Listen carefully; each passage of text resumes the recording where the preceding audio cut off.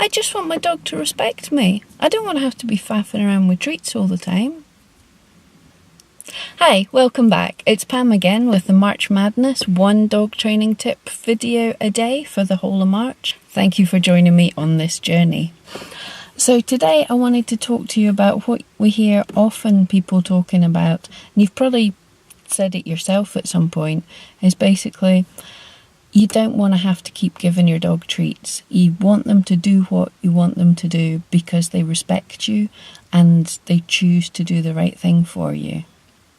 So we're asking a lot of our dogs there if we want them just to respect us with nothing from us. But if you actually look at it a bit deeper, what you'll actually find is it's not really respect, is it? Because most people, when they say they just want their dogs to do something because they respect them, that means they've decided that if the dog doesn't do it, then the dog doesn't respect them. So they get angry at the dog or they punish the dog for not respecting them. So they're kind of training the dog. If they ask the dog to do something and the dog doesn't do it and they get angry or they do something unpleasant, I mean, some dogs are so soft that, just feeling your displeasure is enough. It's a punishment for them. Others, you yell at them or whatever else, but you're doing something that the dog doesn't like when it doesn't do what you want. Therefore, you are actually training them, you are punishing them. If you don't remember, check back on my video about punishments and that explains all of that. I'm not saying you're beating the dog, but you're punishing them for not doing what it is that you want them to do. So that is training, it's positive punishment. So instead of rewarding your dog for the right thing, you're punishing them for the wrong thing. But in your head, you don't feel like you're training them. You think that they should just be doing it, they're just doing it because they respect you. So if you kind of see what I mean there, what we're saying is whether you give your dogs treats or you just want them to respect you, actually you're still training them.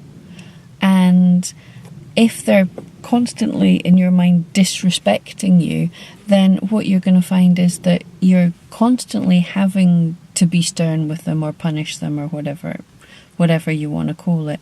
So you're constantly having to train them, and actually you're not getting anywhere very quickly. So it's not all that effective and it's making you feel bad. So rather than that, it's preferable to actually teach the dogs what we want and motivate them to want to work with us. So we just reinforce the dogs for what we want. Now, that doesn't mean that all your life you'll be faffing about with treats, is what someone once told me. But we're just being fair here. You go to work and you get paid. We're asking our dogs to work for us and we pay them. And the fantastic thing is they have to eat every day. So why not make that eating be in some way rewarding to the dog so they learn something from it? We probably chuck a ball for them every day. So why not make them work a little bit for that ball? And the really crazy thing is your dogs are actually enjoy their food, they enjoy their treats more, they enjoy playing with their ball more if they've had to work for it. In studies of animals, it's actually been proven that, I think it was rats, they gave rats as much free food as they wanted to eat, and they also gave them a puzzle they had to work to solve to get the exact same food, and they ignored the free food to go and work for the earned food. So give your dog a chance to actually earn the food that they're getting. You're not faffing around with treats, you're giving them a chance to earn it. It stimulates their brain and it actually tires them out more than a massive walk in the country. So it's really good for them as well.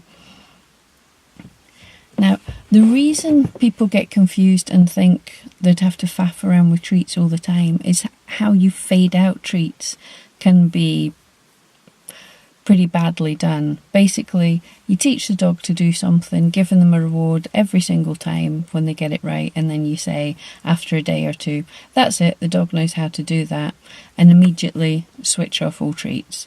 And so the dog's suddenly gone from constantly getting a treat to not getting a treat, and they're going, did I do that wrong? What's happening here? What's the point? I'm never good for it. But what's the point? Literally, I can never do this right anymore. So it's better if you make the getting the treats more on a gamble schedule. Let the dogs gamble that is this going to be the time when you get the reward? Is it going to be next time? Did I do it right? What if I do it faster? What if I do it better? And then they're much happier as they have to use their brain to figure out how to get the next treat out of you. It's not just coming every single time. And you're happier as well because your dog's trying harder, and some people have an aversion to giving treats, so you're at least starting to fade them down. It's no great hardship, though, to have treats with you.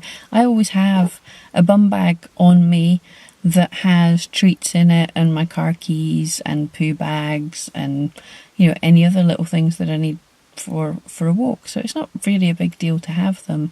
And what you can do is, even when your dog's really good at something, if they do a spectacular behaviour that you weren't expecting or is better than what you hoped, you can still reward them for it.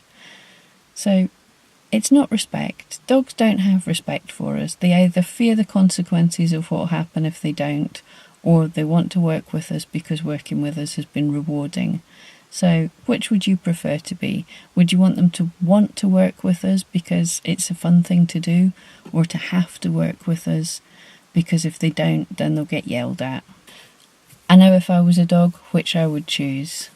Right, thank you for joining me. Please come back again tomorrow. And if you're interested, I'd love it if you'd click subscribe for me. Thank you.